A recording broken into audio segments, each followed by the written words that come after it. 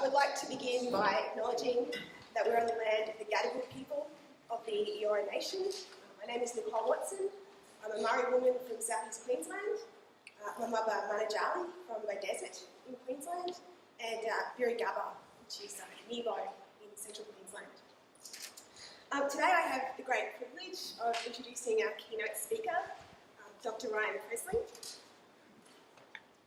Dr. Ryan Presley was born in Alice Springs. His father's people are the Maranga of the Moore River region in the Northern Territory, and his mother's family were Scandinavian immigrants to Australia. Ryan completed his PhD at the Queensland College of Art in 2016. His work has been included in the 33rd Telstra National Aboriginal and Torres Strait Islander Art Awards, and his work is held in numerous public collections, including the Museum of Contemporary Art. Ryan's current project, Prosperity, an in-depth analysis of the Blood Money series, is supported by the Griffith University's Postdoctoral Research Fellowship Scheme. Please welcome Dr. Presley.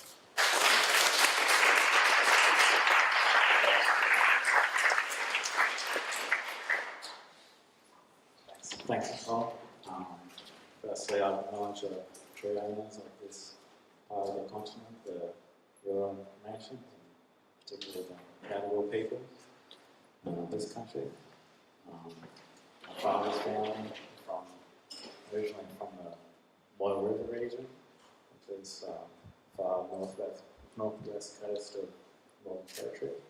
I was born in Alice Springs, grew up here between Alice Springs and Brisbane, so I've flown down from Brisbane for this.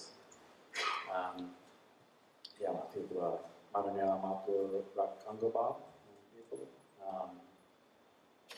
and this history impacts a lot of my lived experience, but also the topics and ideas and situations in this country that I express in my work. So I think I just wanted to respond quickly to the naming segment I had earlier, with Deathscapes. If you've been watching all the floods that have been happening in Queensland, up in Townsville, just a few weeks ago, 2 Aboriginal men were found dead in a stormwater drain, and that's now being treated as a just in custody situation. So unfortunately, this is not mainstream. And that sort of brings me to sort of topic of my presentation, which is essentially an overview of my artistic works, and it covers very similar themes to the Deathscapes project. So I call it Apocalypse 88, and that's a reference to the setup of a colonial project here by the British in 1788, and the culture and behaviour that was unleashed from that point as a type of cataclysm for Aboriginal people over the past 2 centuries. And with like this Deathscapes format, essentially created a society that is for Aboriginal people and Indigenous peoples, especially a type of living hell.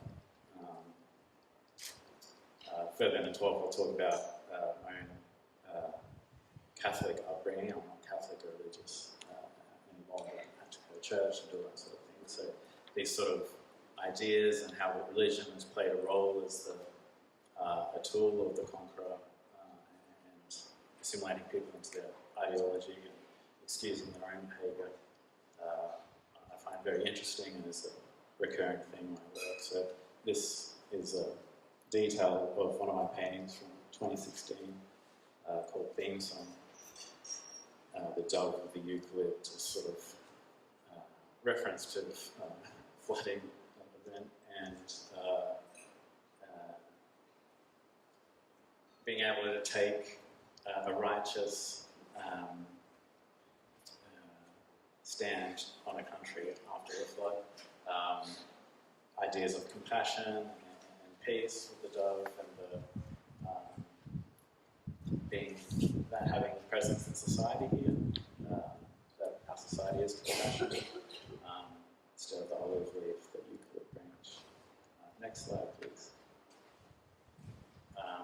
So thinking about this type of violent behaviour and violent culture of imprisonment and cruelty that came here 2 centuries ago and is still very much operative,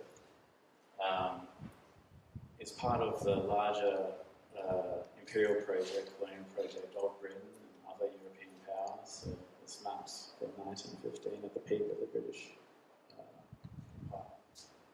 And this is post-American Rebellion, so that's not correct. But that culture there is, of course, very much connected to British culture. They were imprisoning their own people in barges and ships, waiting at their ports, people living on ships.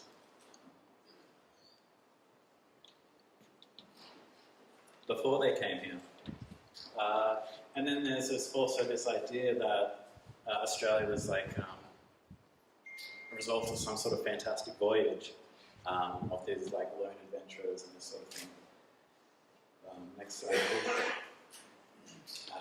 So I sort of started addressing this idea in my works. This is lino cuts. Unfortunately, the resolution in the light isn't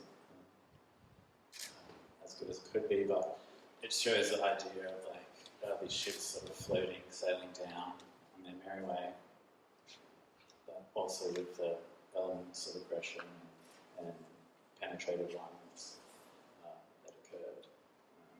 On the right panel, it's another lino cut. Part of the series that sort of starts referencing situations of violence and war that have occurred over the past 2 centuries. Next slide, please.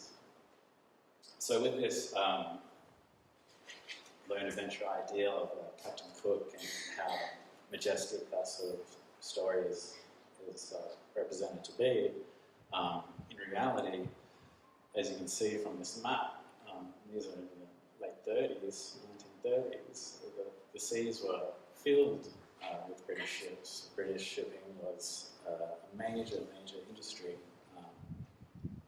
and of course with the elements of the European powers got involved. So the British East India Company had the exclusive rights of shipping to Australia as well at the time. So boats went in and out constantly. So these ideas are not only sanitized, but also are a fantasy and are incorrect. They cook with this sort of lone figure and his crew of these lone figures. So much so that I think these sort of fantasies appeal to people as well. In an ironic way, Star Trek was actually based on Captain Cook's voyage. The ship Enterprise was based on the Endeavour. Captain Cook was changed to Captain Kirk. To go where no man has gone before is partially based on Cook's own journals. Next slide, please. So part of my work as well has been looking at the monetary functions and how money is used in colonial societies and our society. So here we have a $20 note that is currently in circulation. Iconography of the ships, of the business, of Mayor Ivy who came as a convict, imprisoned by our society, and released to get the full benefit of it in Canada. From going from notably skinny in the records to quite morbidly obese in later life, literally from the fat of the land. So she built warehouses and things in Sydney here, George Street, and controlled sections of the port in Sydney, and incredibly wealthy. So part of my blood money project is looking at Aboriginal people that sort of mirror these stories that are used now, but of course diverge, and often the recipients of oppression and great violence. Walia from northeastern Tasmania was kidnapped, as was the practice at the time, by European sealers. They kidnapped Aboriginal women, keep them on board their ships, essentially repeatedly torture and rape them for their own convenience. And this happened to Walia and other women with her family. However, while she was there, she made a sort of concentrated decision not to give in to her situation.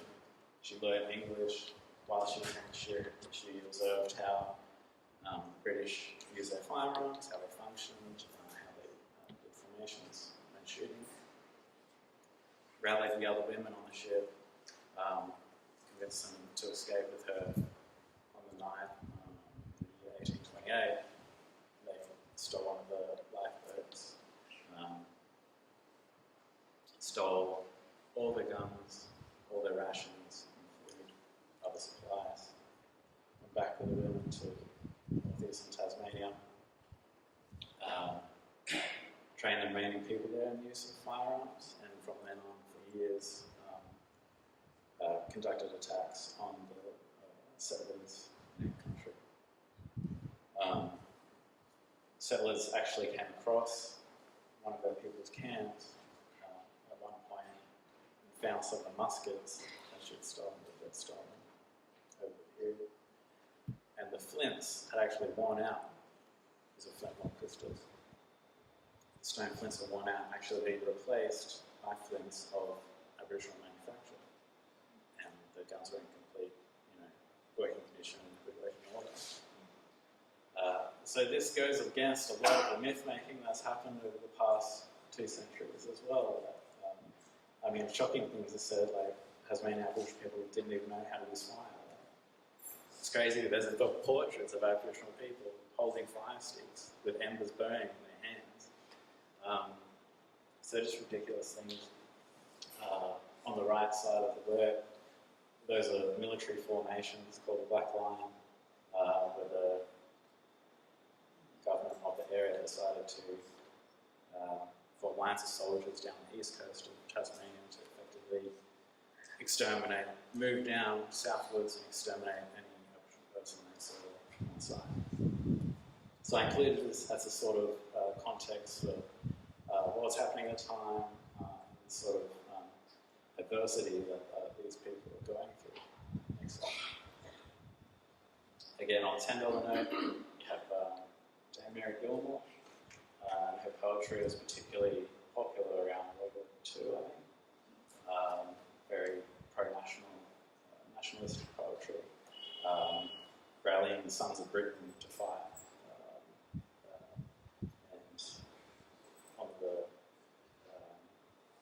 left hand there says, "No foe shall gather our harvest or sit on our stockyard rail." I think this is incredibly, obviously, problematic phrase for a colonial country to say, and of course, just on the face of it, is hypocritical. Other symbols is the cattle train, the use of animals as domesticated as livestock, animals experiencing a form of oppression. Next slide, please.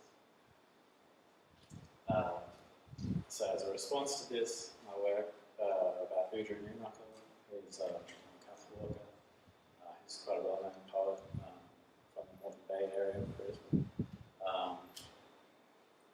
Who really worked during her life and to gain opportunities and started out as a domestic servant. Now part of this work is a response to the cattle train as well, Nunaka people, Punjab people, as well as far as I understand, many different peoples along the east coast of Australia who actively sort of dolphin herd. So they call, in communicate with dolphins during the migration of fish, particularly in this area of Mullet, seasonal migration. And they'd work with the dolphins would herd, so the people would call out with vibrations by hitting their spears and stuff. The dolphins would then herd the schools of Mullet towards the spears and nets, and then the dolphins would be rewarded with a portion of the cash. So this is a very different approach towards other animals, other life forms, and towards your living environment of not subjugation, but of a working relationship and cooperation. So these are sort of different cultural ideas and viewpoints I wanted to include in these programs. Next slide, please. The $100 bill, the pinnacle of my society. Is the warrior, the soldier, Joe Monash, is the commander of the Australian Imperial Forces, that's the real name, and served in Egypt and Gallipoli. He was also awarded the Medal of St. George and St. Michael, which I'll touch on later. But in this note, again, the enemy is invisible. It's the capital name. The enemy is interchangeable. As far as I'm aware, there wasn't actually Samson and his donkey. I think that's a sort of moderate fabrication. So then there's the red there, Samson and his donkey. Yeah, so there's ongoing progress, movement, ideas of progress, and the enemy isn't present. Here's the pinnacle on the $100 note of esteem and to be an aim for people to aspire to. All the people on the notes are essentially in circulation. The real problem is that these are shown as people to aspire to, and they show the cultural values of Australia as a settler nation. Next slide, please. So again, looking at activities of fighting and war.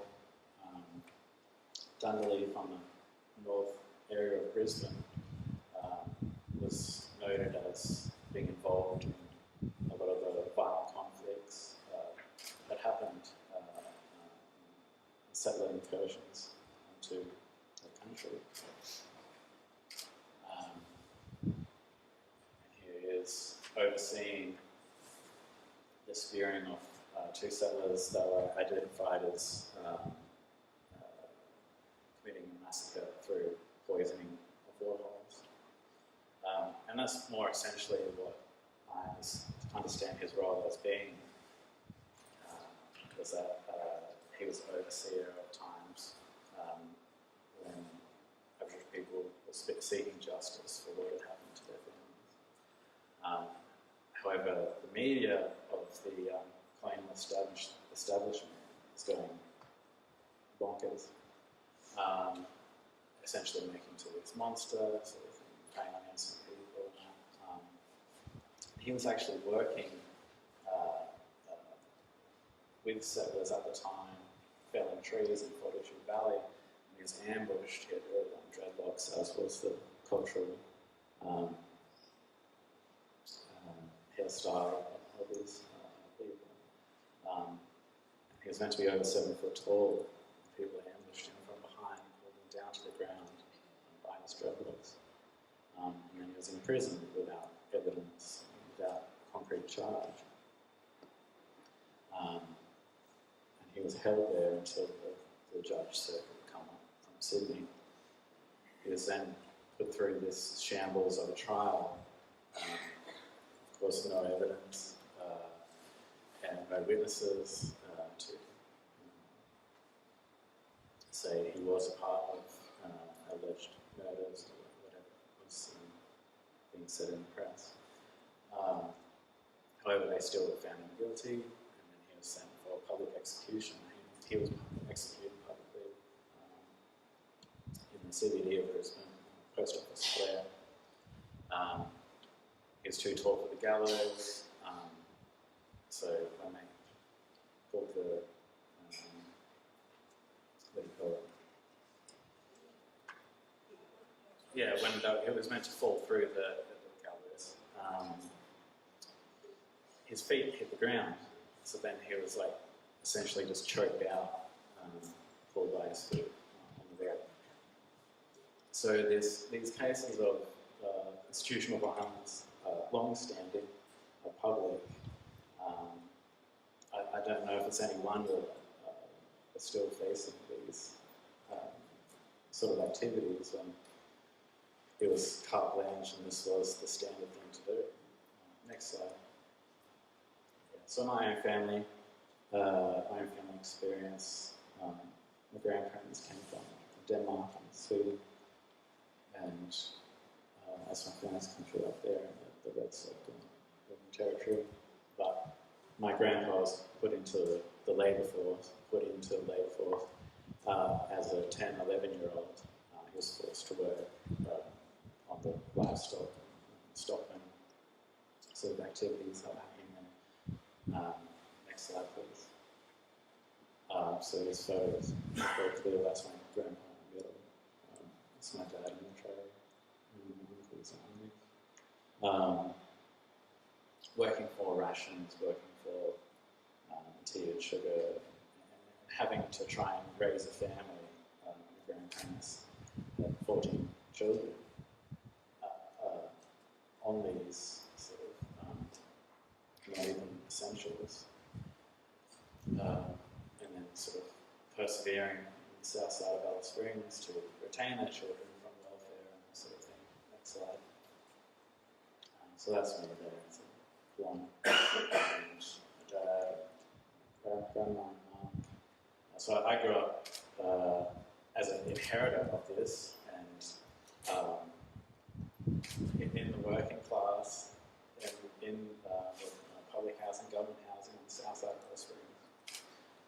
So it led me to think about how wealth has been diverted. Like, if I'm part of the original owners, like, how come my family are impoverished? How come my father still has to live to this day in public housing?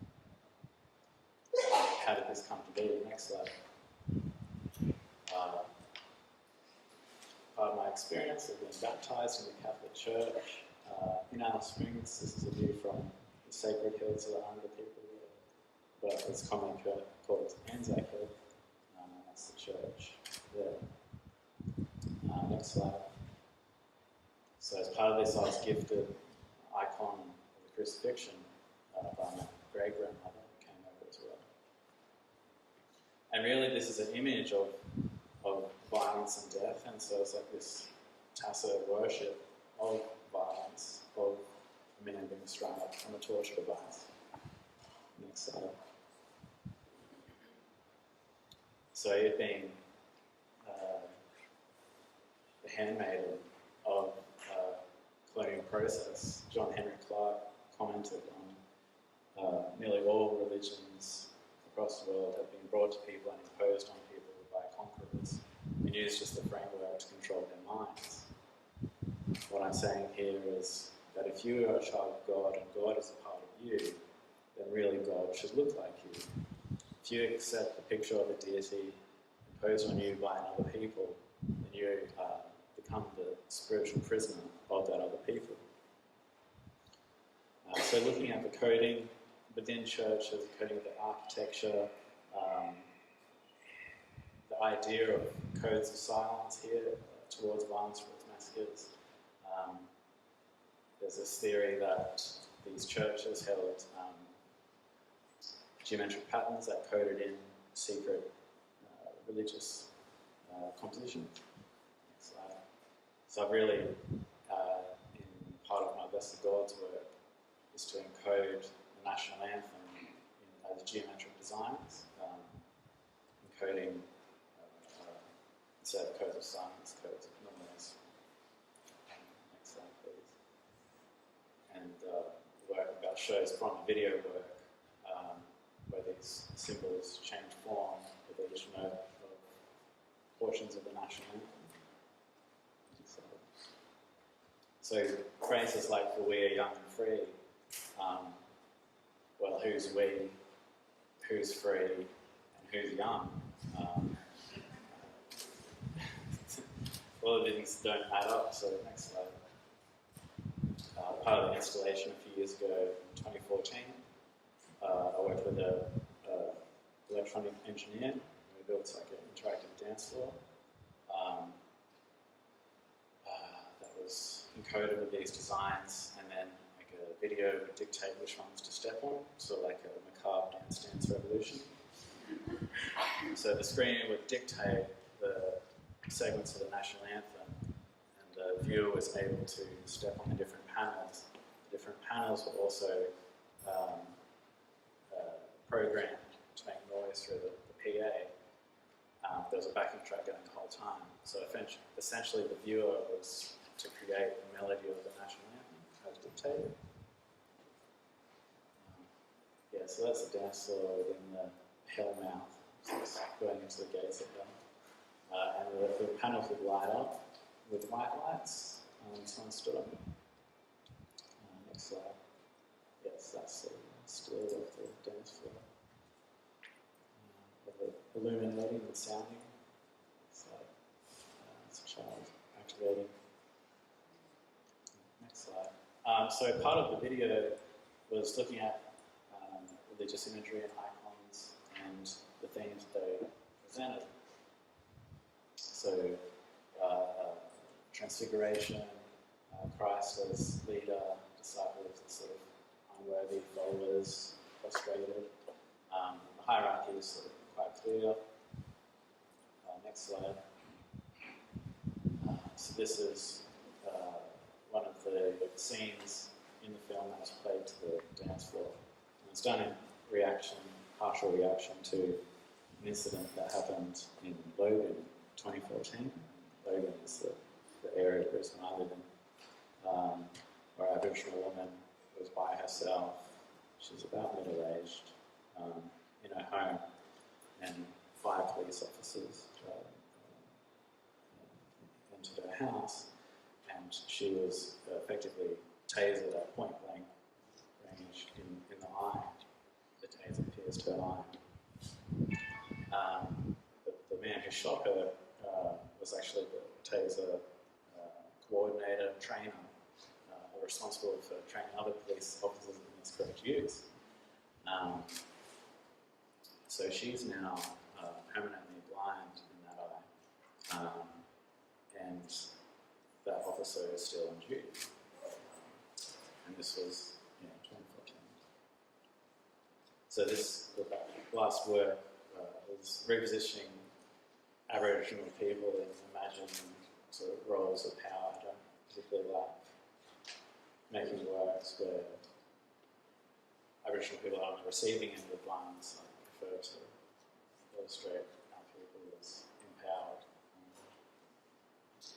And this work, she tases the police officer and starts dancing to sort of choreography uplifted from Saturday Night Fever. Sort of like looking at the way that these issues aren't treated seriously by justice institutions. Next slide. So St. George, very interesting figure within the Catholic canon. He's a patron saint of the Crusaders. He's currently a patron saint of Britain. His narrative is that he was a Roman legionnaire who entered the Middle East to slay a dragon occupying a town in Libya. And this dragon was consuming the livestock, the young maidens, and requested the king's daughter. So St. George comes in, slays the dragon, and takes possession of the town.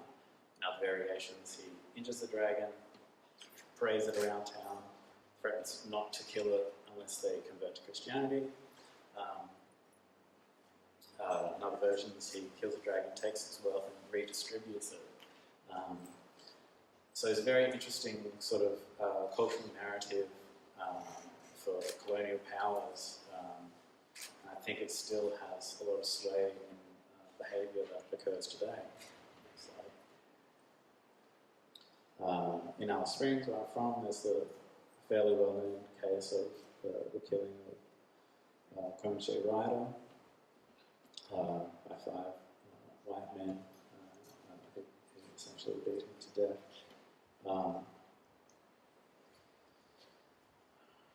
They were charged, they killed him, then they evaded police for about a week. They gave false alibis. They protested every section of the process they could.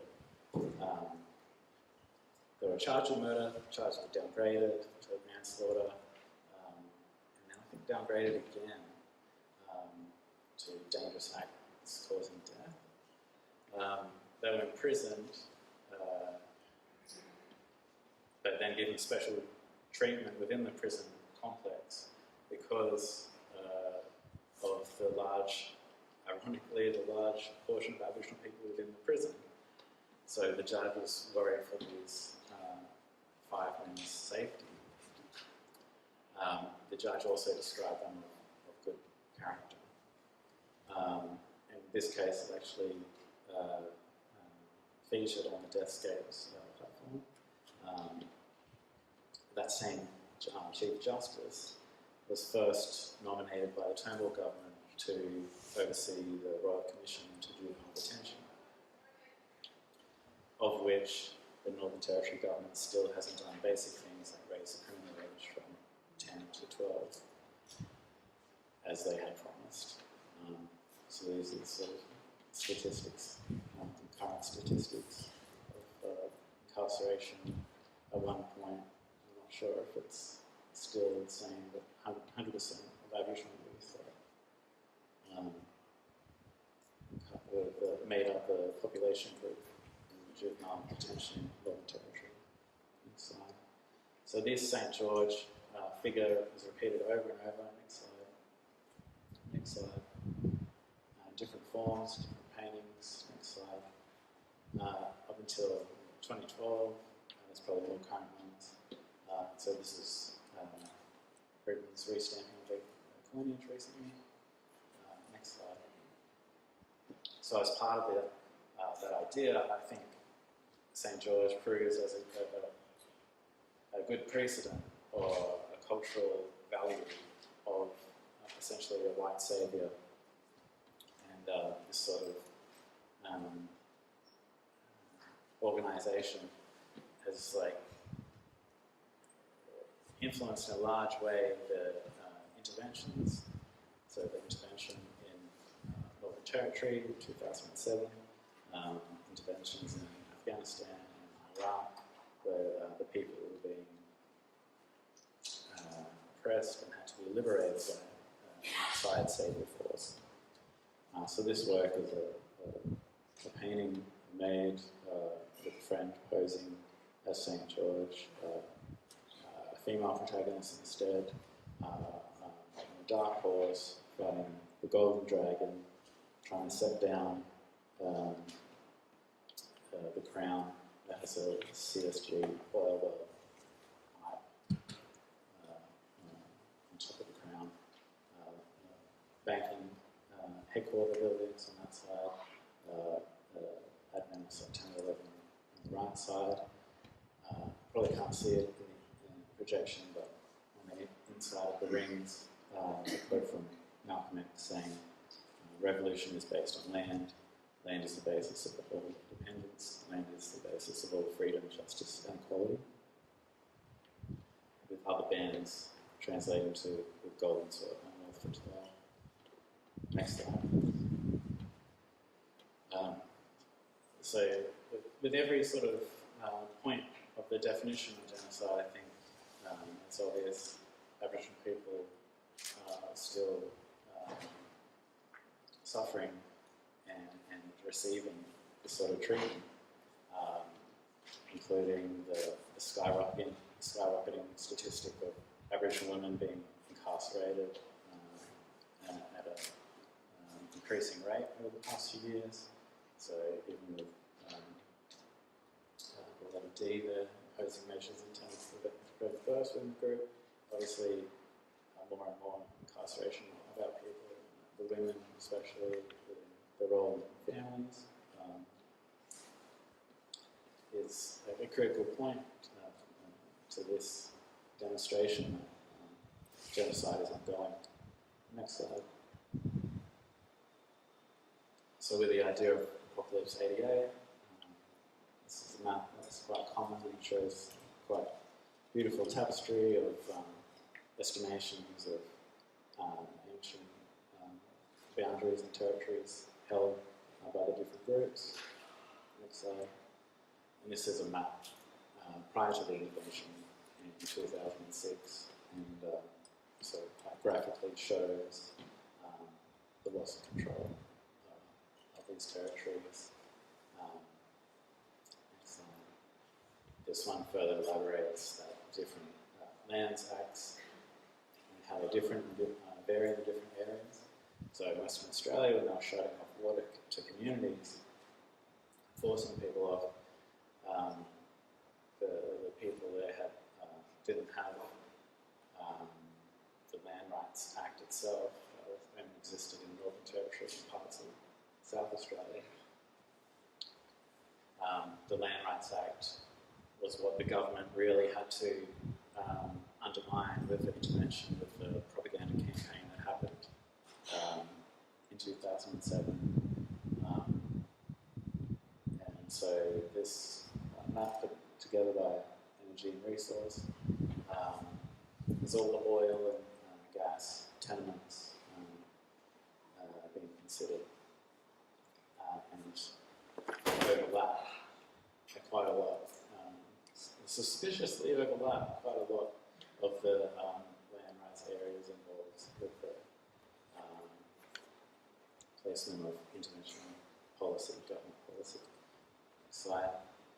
The blue signifies all the Northern Territory, signifies all the proposed mines and gas structures, and the yellow is all the townships that we're going to start forcing Aboriginal people to move off the homelands and live in these nominated townships. Next slide, please.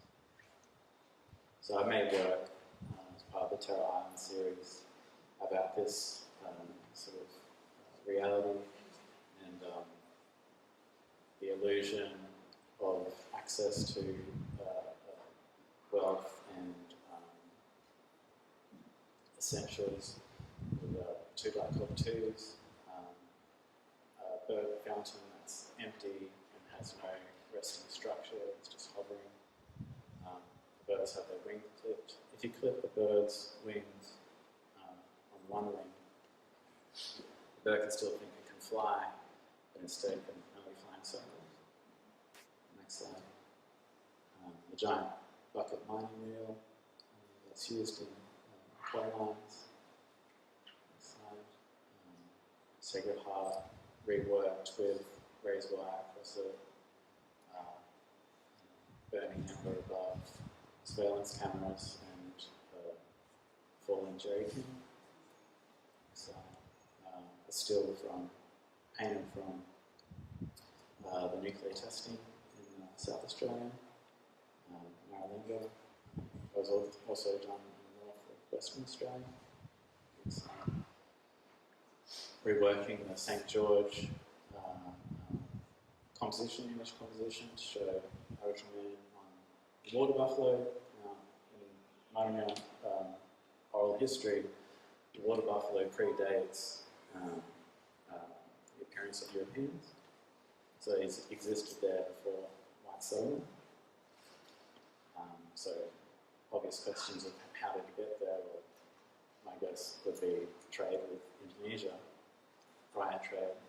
And these are the sort of myths that sort of have to work against that. This was an isolated continent before European arrival.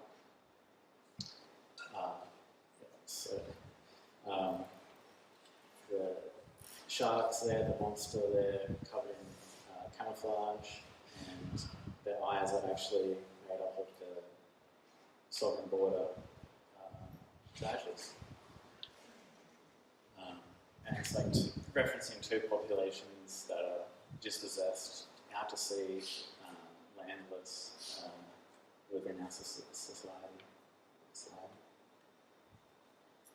Again, that idea of prosperity with the figs, and money raining down, coins raining down, being converted into the cashless cards, which are forced onto communities in the Northern Territory. And as a development of this, we now have nationally the injury card being forced onto people, particularly high Aboriginal community townships. Or you can see that in reverse as that activity with the virtual cards being funneled through the veil of prosperity into coinage for another party. Next slide. So to wrap up, the last work that I had, the last project I've done recently at MCA, it's part of Sydney Festival, and so I reprinted the older paintings of the blood money currency into sort of life-size, currency-size, polymer nanofilm prints. And next slide. What people would do is come to this booth at Circular Key and essentially exchange their Australian money for blood money billets.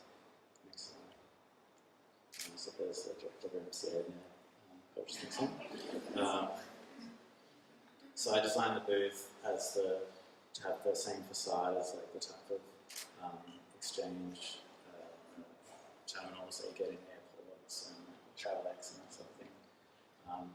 And really to question the territorial ownership, cash exchanges are sort of these zones of ambiguity or zones of transit between different territories. So having it really at Circular Key, right on the point of the harbour, where tourists will often come in off the, what do you call it, the cruise ships, and having that as the first point of reference was something that I was really satisfied with this version. Next slide. So the blood money is always worth more than the Australian dollar. The rate would never fall below the conversion rate of, say, the pound. And it was actually open over the Australia Day weekend, at which time the exchange rate skyrocketed and the blood money was worth much more. Next slide. Yeah, so that's sort of ideal. Turn on. Next one. So we had a really great response as well. And, a lot of people were given the opportunity to enact a type of at least minor redress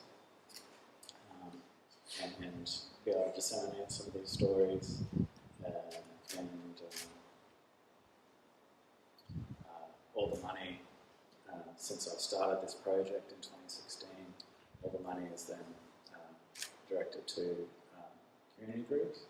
So in the first versions of Tarawara is to the Gap Youth Centre in Alice Springs, South Alice Springs, which my family had a long connection to. They even honoured my grandmother by naming one of the rooms after her. As well as Southside Education in Brisbane, which is a really good facility that helps young women who've had children young, who've been imprisoned to finish their high school education with their HSCs and that sort of thing. And in this round, we flagged local organisations, Women Beery Childcare Centre in Alexandria, I believe, and Gujaga Aboriginal Corporation, Muckaroos. Next slide. So in this version within the week, $36,000 came through of Australian currency. So 100% of that now goes back into those nominated organisations. So I think this finish off is like running a sort of parallel to the Deathscapes prerogative, is that providing and dispersing information, having community access to this information with an objective